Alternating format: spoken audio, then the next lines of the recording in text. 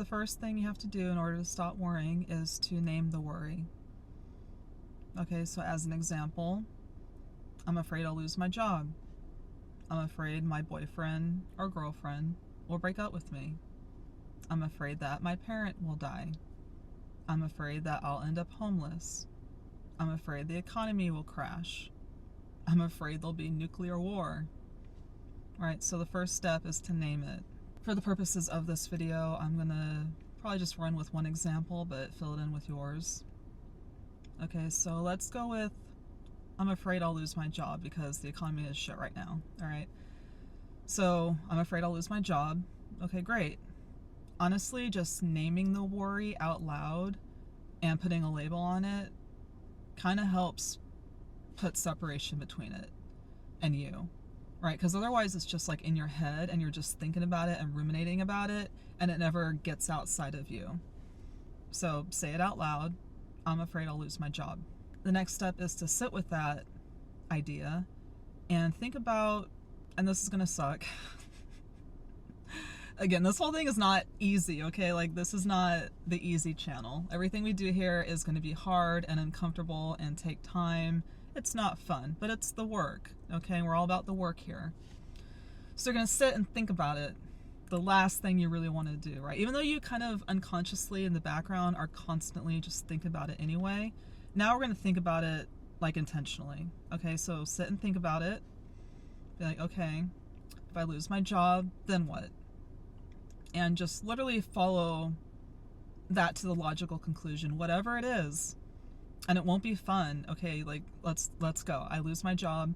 Okay, then what's the worst thing that can happen? I'm not able to find another job.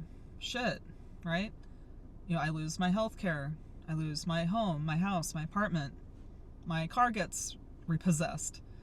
My children can't go to school. I can't put food on the table, right? I become homeless. My partner leaves me because of that. Anything, right? So just name all the things, follow that rabbit down the hole into all the horrible things that will happen if you blank. And while you're doing this, stop at each step and think about the actual likelihood of that thing happening. All right, so you lose your job. Okay, what are the odds that you will not be able to find another one? Again, probably not great in this economy. And it, of course, depends what your industry is. If you are, say, a software engineer, it might be time to consider a different field. So as you're going through all these different steps past losing your job and the likelihood of them happening, you know, just kind of keep going. Like, lean into that fear. All right, it's just a feeling. It's not going to jump out and attack you. It's just a feeling. Feelings pass. Feelings are transitional. Feelings are temporary, very temporary, okay? So it's really the fear that we're afraid of, usually not the actual thing, because honestly, the actual thing is 99% never as bad as you had feared. All right, it's always bigger and scary in your mind, but then when you get there, again, let's say you lose your job. Oh my God, it's the worst thing ever, and you got bills piling up. It's awful, right? I'm not downplaying that. It sucks, okay?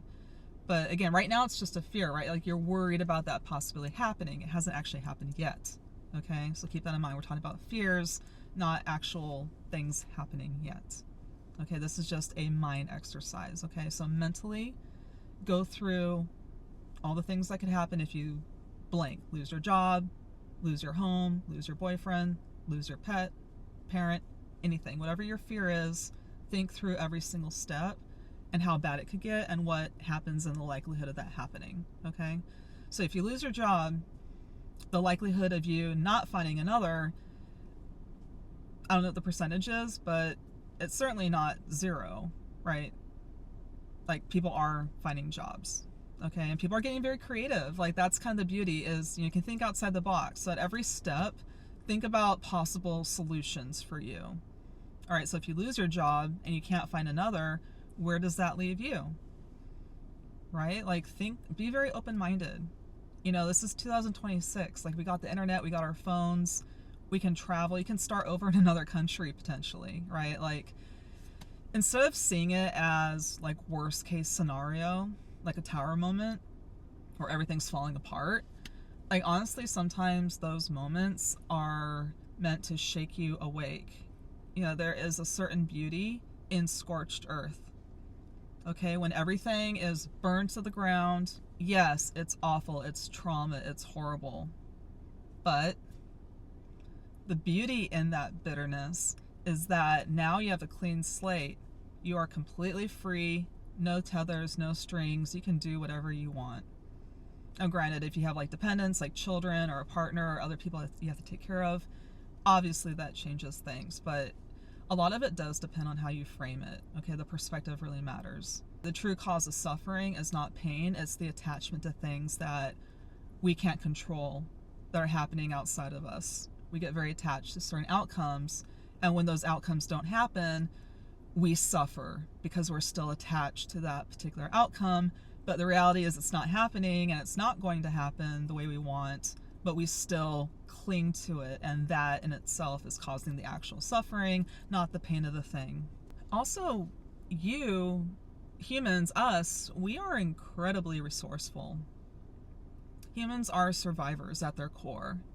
You know, like whenever I think about really horrible things happening, like nuclear war, right? Like, oh my God, what if war happens and it comes here and it's like World War III? Oh my God. Like, yeah, that would totally suck. I'm not saying it. I don't want to live through that. No way.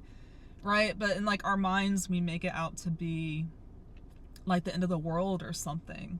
Again, these are really dark things to think about, but it's our reality, right? Like that could be a possibility, right? Hello. Look at who's in office right now. But at the same time, it's like, you know, during World War II, which was the most awful thing ever, people still survived. Like, people lived somehow. They made it through. There were survivors from that war. People made it. And they started rebuilding. And after just a few short years, like literally 5-10 years after the war ended, it's like you couldn't even tell that it had happened. You know, in like Europe and stuff, right? They rebuilt. And now you visit, right? What's that? Almost like 80 years later, right? We visit those parts of Europe and they're beautiful and they're rebuilt. And you couldn't even tell they were totally destroyed, all these buildings and places. So humans are very resilient, and so are you, right? Remember back to your last like major upheaval. Yeah, during it, it absolutely sucked ass. I'm not downplaying that at all. It sucks, okay? I'm giving you that. It really fucking sucks, okay? But look at you now. You're here. You made it. You survived. You're okay. You made it through, okay? And it probably wasn't as bad as you had feared it would be. So during this exercise of mentally going through all the possibilities in your head, at each point, like seriously stop and think about, what are all my options here at this juncture? Because again, more often than not, there's always something you can do, right? Like, you know, I'm afraid of homelessness, right? I always see it everywhere, and I'm like, that could be me, you know? It's really scary. Like, most of us in America, we're a hop and a skip away from that. So think about every step and what you could possibly do, right? Like, I'm afraid of homelessness. I'm afraid of losing my home, being on the streets. But it's like, in reality, that would not happen, right? I have friends, I have family. There are people I could reach out to that could help me. And yeah, I might be sleeping on a couch for a while. That would totally suck, right? I love my apartment. I love where I live, right? But again, this is just basic survival at this point, right? So usually there's always options. There's always something you can do. Okay? So just keep that in mind. And always ask yourself, what good is worrying doing for me? Like, how is this actually serving me by worrying about things that are outside of my control? Right? Even Jesus said, which of you by worrying can add a single day to their life? I mean, like, pragmatically, if we really want to get down to it, worrying about shit doesn't do anything. It only creates stress, right? The only time when worrying could be useful is if it spurs you to action. All right, so let's say you're worried about losing your job, right? What are things you can do now to hedge that, right? Would it be applying to a different job? Would it be starting a side hustle? Would it be sprucing up your resume? Like, what else can you do to protect you from that potential outcome? Right? I feel like, again, there are things you can do usually to put in place to practically help you in the event of that happening. Oh, I used to be really worried about earthquakes. Here in California, they happen sometimes. And, I watch a lot of movies, and that film 2012 that came out, right? The end of the world, the big disaster film. That earthquake scene, oh my god, very well done, but fucking frightening, right? Like, scary as hell. And that's like in my mind all the time. I'm like, oh my god, if we have like the big one, like a 7.0, all the buildings are gonna fall down. And it's like, then I remember, like, okay, like the building I'm in, it was probably built in the 70s, I think, 80s, I don't know. So it's not like new, but it's not like ancient. It's not like 40s or 50s, right? And it's already survived however many earthquakes we've had in this area. Like, it's fine, right? The worst one we had was, 92 Northridge or something. That was like a 6 point something or other. And I looked into that, and like there were only like 50 deaths, I think, if that, and they were all caused by like bricks falling on people or something. Like, they're being stupid and went outside. So the actual risk is very low, even for a pretty high earthquake. And the way I recovered from that fear, like, I'm not really afraid anymore because I researched it, right? I faced it head on, and I looked into, okay, if an earthquake actually happens, that's a big one, what are the actual like dangers associated with that? And it turns out the risk of the building falling, collapsing on you are like pretty much zero in this area. Like, it just does not happen, okay? But the real risk actually is loss of power, loss of plumbing, and food and clean like drinking water. Like, that's kind of it. Like, people actually got sick from drinking like dirty water and stuff. So then it's like, oh, okay, like I can actually prepare for this. So I got a bunch of extra water, I got provisions, I got food, non-perishables. I got like a thing that could be used as like a toilet, and I got a like a solar panel thing so I can like recharge my phone or laptop and stay connected to the world. So like I did all these things, right, to like prepare in a moderate way. Like, I'm not prepping or anything, like I don't have like a year's worth of food, but I have enough to last me like a week or two, right? Like, minimum. In the unlikely event that a big earthquake strikes and the power goes out, or my toilet doesn't flush, or there's no food in the stores, I'll be okay.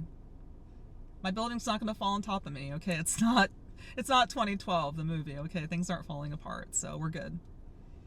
All right, so think about every part that you're afraid of whatever your fear is, and like actually look into it. Like, face it head on.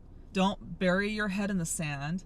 Okay, that only makes the fear worse, is when you avoid it, right? What you resist persists. And that is so true when it comes to any kind of fear or worry, right? The more you avoid it, the more it grows, because you're always kind of aware of it, but you're like avoiding it. So it's not going to go anywhere. It's just growing and incurring interest. So after you've done all this thinking and analyzing your worries and preparing as much as you can, then it's kind of like, okay, I've done all I can humanly do within reason. Okay, everything else is outside of my control, and that's okay, right? Like, there's nothing else you can do. So really, what is the point of worrying more? Okay, and if you're still feeling that fear, if you're still feeling worry,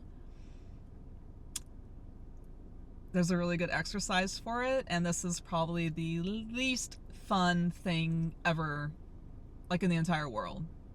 All right, apart from like actual like probably torture and stuff. But anyway, you are going to feel that fear, feel the worry, and just keep feeling it.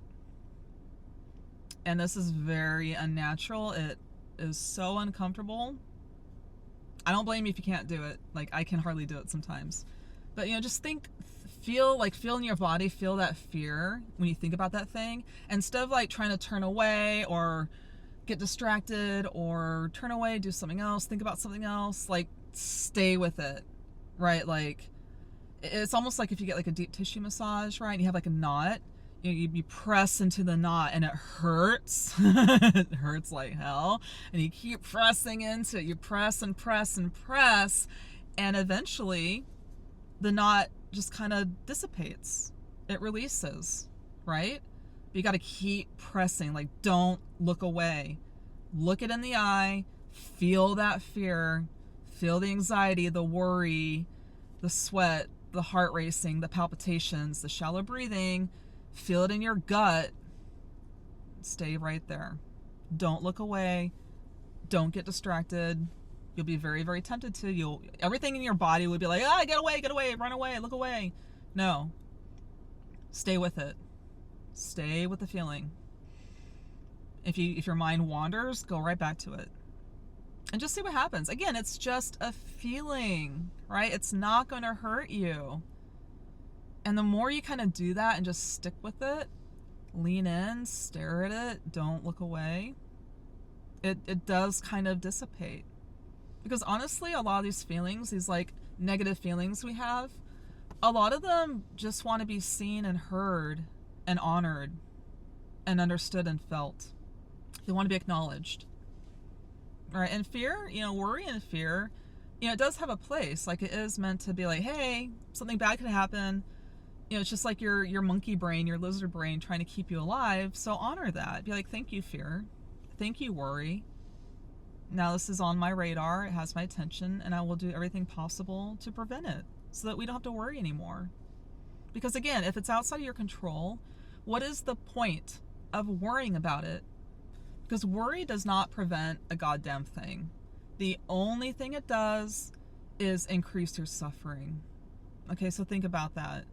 Right? If you're worried you're going to lose your job, so you're suffering now. You're thinking about it, you're worrying about it, you have the stress, the anxiety, the cortisol, you're not sleeping good, like all these symptoms, right? From just your thoughts, your worry.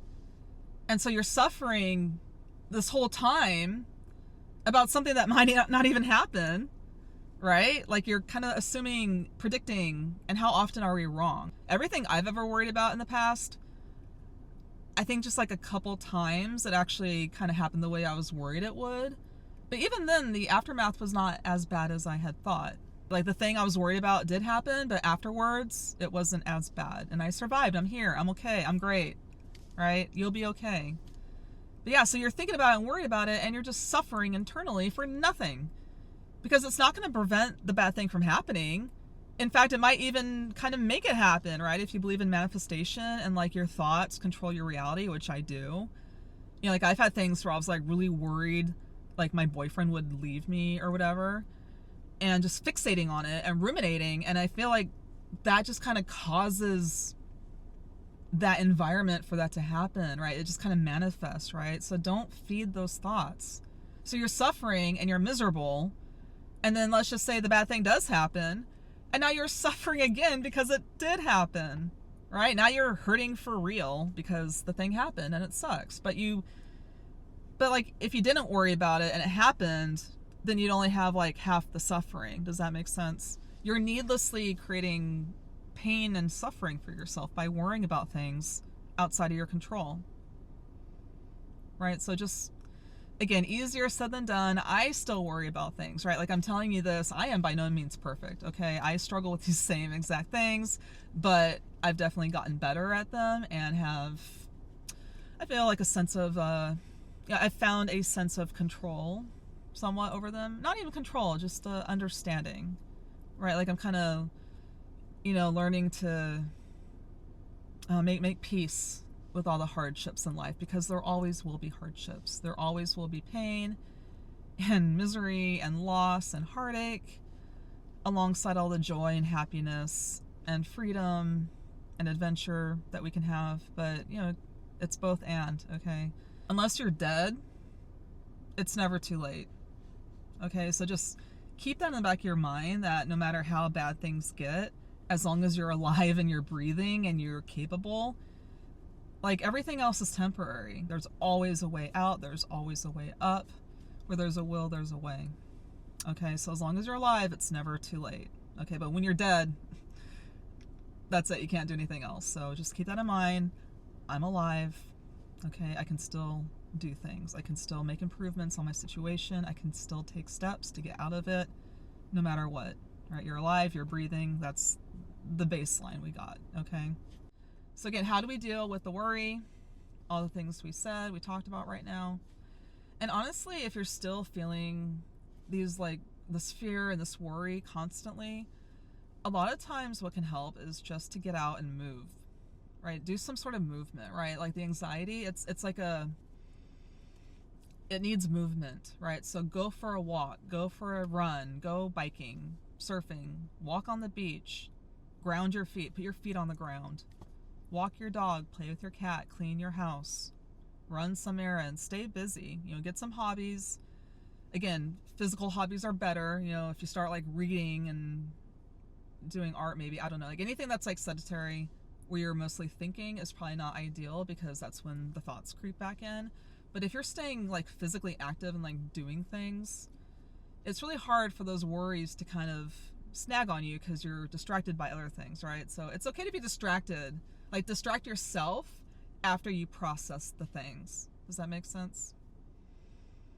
All right, so I hope this helped. Let me know what your worry is and what you are doing to help it.